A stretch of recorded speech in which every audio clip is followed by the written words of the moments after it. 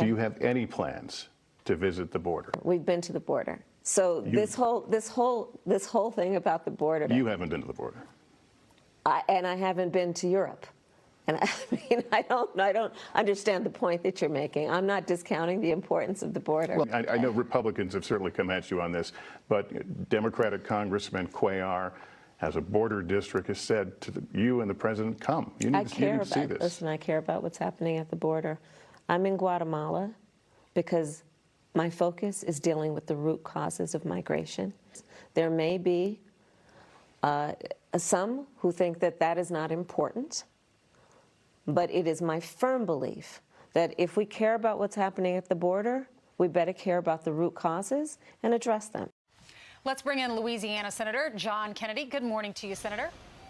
Good morning. Good morning. So everyone's been asking, when is she going to go to the border? It's been 76 days since she was appointed as the border czar, yet she's yet to go to the border, and Lester Holt pressed her on it. What do you think about her answer? She said, we have been, and then he pressed and said, no, you really haven't been. Well, I think most Americans can see what's going on here. The Biden administration believes in open borders. They may say otherwise, but most of the members of the Biden administration that I've talked to believe that vetting people at the border is racist. They support legal, illegal, and legal immigration. Most Americans support legal immigration, but they don't support illegal immigration.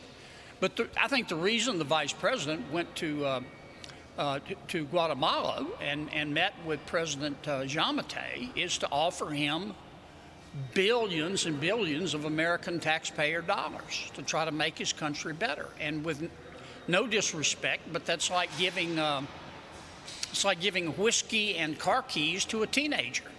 President Giammattei is an authoritarian. He presides over a corrupt administration. They're probably going to steal the money. Corruption is rampant. The drug cartels run things. And frankly, President Giammattei wants his people to come to America because they come here, they get through illegally, they get a job, and they send money back home, which helps the GDP of Guatemala. Now, you don't have to be Einstein's cousin to figure all this out. Senator, her answer was so inappropriate and so inadequate, I think it needs to be underlined. She said, I didn't go to Europe either, and then giggles, and then says, we've been to the border. No, you haven't. I mean, it's as if she didn't pre-think it. It reminds me of when she was a candidate and failed so precipitously. But in the big picture, they can't be happy with what's happening. 170,000 people coming across the border, military bases being converted, other structures being put up, money's pouring out. In one way, it's a simple answer to say they want open borders, but I think it's more complex than that. Are they just incompetent? No, I thought at first they were, but I'm convinced now that they believe in open borders. And in some part, it's because some members of the Biden administration just think they're sympathetic. They think anybody who wants to come to America should be able to. Others take a more cynical view. It's about votes and power. Sure. It's dangerous, I can tell you that. We have people from all over the world, not just Nicaragua and Guatemala and El Salvador. We have people from all over the world trying to make their way to Mexico so they can come into the United States of America. And we don't have the slightest idea who they are, what they're going to do when they get here. And that's not a very prudent way to run an immigration system. I don't know anybody else in the world who does it that way except the United States of America. Yep, we're number one in that department. Hey, Senator, your colleague from West Virginia, Joe Manchin, is getting a lot of publicity because over the weekend he wrote an op-ed for a local paper out in West Virginia where he said that he would vote against the For the People Act, which was, which would essentially federalize all elections, flies in the face of the Constitution. And the headlines have been, he's really gotten baked. Over at CNN, they say Joe Manchin just totally screwed Democrats. Washington Post on the opinion page, Joe Manchin retreats to fantasy land and sticks America with the consequences. You know, he's been very clear from the get-go. He does not want to blow up the filibuster because if you blow up the filibuster, you essentially blow up the Senate.